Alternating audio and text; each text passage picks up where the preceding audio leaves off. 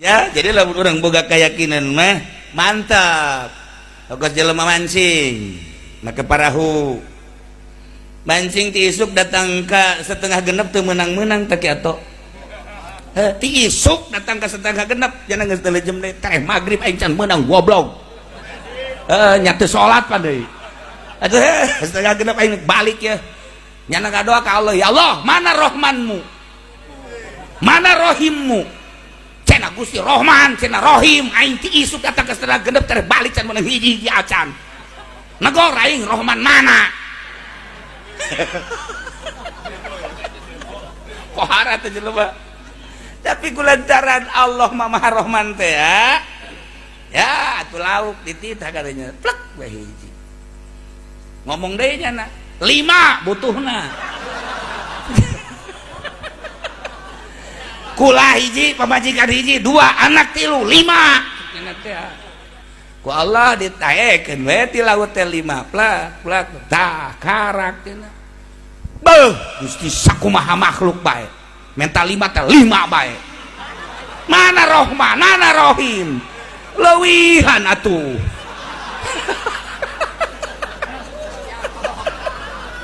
Ya Allah ya Rabb.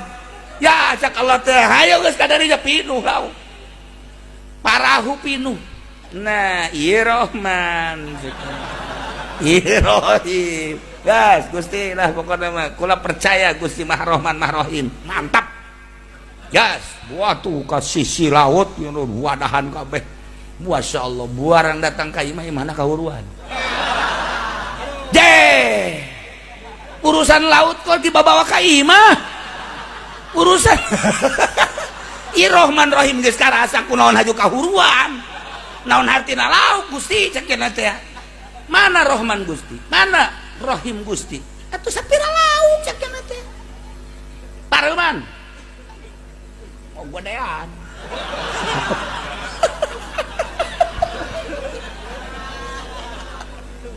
Langsung jangan mamarahan di hareupeun imah. Dicekal ku pamajikanana ku anakna ulah marah ka urang mana mutek marah kumaha teu marah kumaha cek nya. Bayangkeun coba mancing ti isuk datang ka deuk magrib teu menang-menangnya marah ka Allah. Ieu teh nang marah tah. Lauk dibawa sakit teh nang marah mun teu marah mah teu dibere cek nya teh. Barang datang ka imah ieu kahuruan cek nya teh. Ieu kumaha Rahman Allah jeung Rahim Allah. Langsung dititah diu ku keluargana tenang ulah wakam mamarahan cek geuna teu bisa sebab ieu urusanana ngagedean lamun teu marah deui ka Gusti Allah engke ieu ka karak imah kandang urang bisa kahuruan kandang sagala rupa beak ieu kabeh.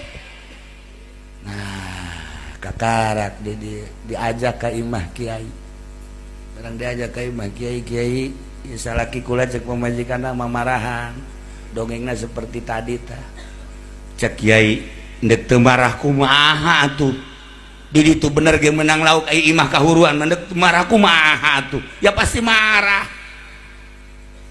cak eta jelema nu mancing teh kiai tolol aing minta nasehat gedean hate aing we dibeuleum imah sia cenah.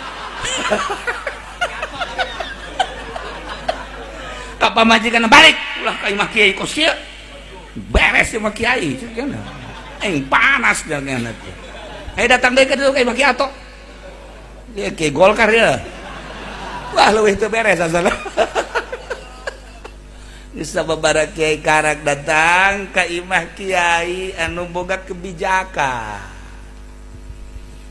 begitu dibawa ku keluarga anak kula mah geus lain urusan lauk lain urusan imah urusan ngaredakeun pikiran.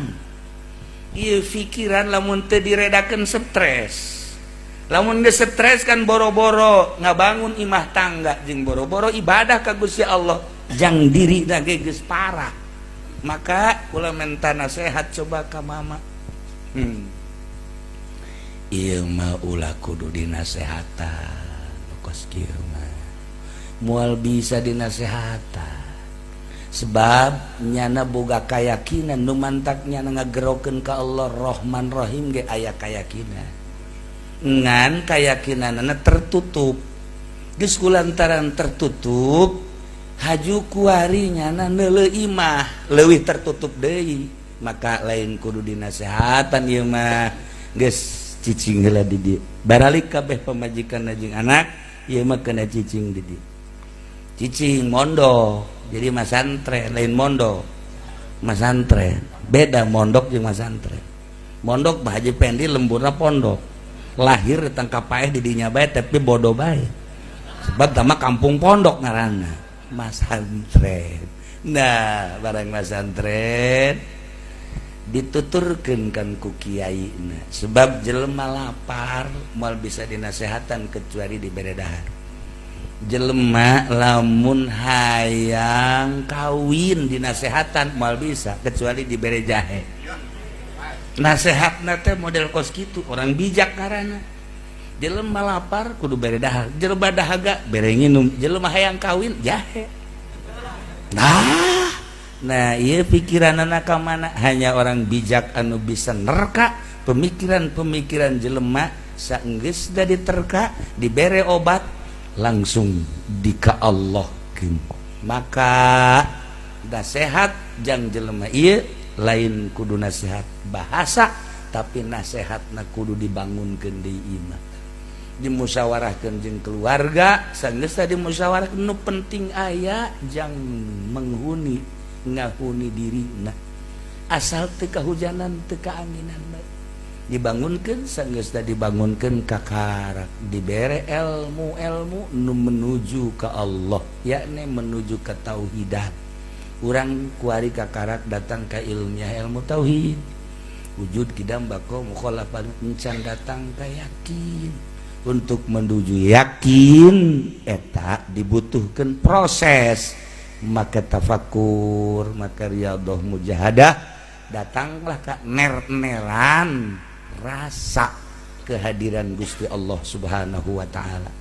Mulai dibangun rasa kehadiran teh datang ke penyakit-penyakit urang arareueuh engke lamun urang maot nyadar. Urang deuk maot eta kan sering kula ngahadiran nu maot nu sakarat. Begitu hadir aya nu sakarat seuseurian seuri gede we lain leutik seuri gede kadenge suarana cacala katakan susurian molotot seuri engke ret bae bangun sieun teh urang teh ka bawah nyana nu neuleuh urang nu sieun kitu lila susurian deui gitu dikitu-kitu geus teu bisa terus bae molotot gede kayak kitu deui pas terakhir lalaudan suara lalaudan seurina beuki leutik senyum sulet sakumaha nu diucapkeun ku Kangjeng Nabi urang Kangjeng Nabi Muhammad sallallahu alaihi wasallam min alamati sa'adah ciri bahagia senyum, ciri bahagia cai mataan, ciri bahagia irungna ngagedean, ciri bahagia bersinar aya tanda-tanda dengan anu kasaksian kukula ya anu kasaksian lillahi ta'ala ya asal anu osok ngaji jeung nu sering ibadah be hampir baragus jarang ningali henteu bagus di akhir hayatna teh baragus bae.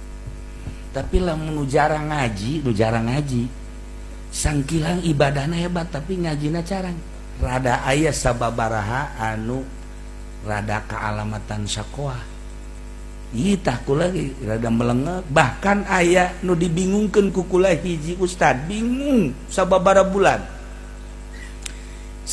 bulan eta mah bingungna lain lalagaan sebab eureun sakaratna aya alamatus syaqwa datang ke minta petunjuk ka Allah lain minta itu sih kumaha sih bisa ucapan Kangjeng cilaka aja eta mah langsung be terus sabaraha bulan katebak aya hiji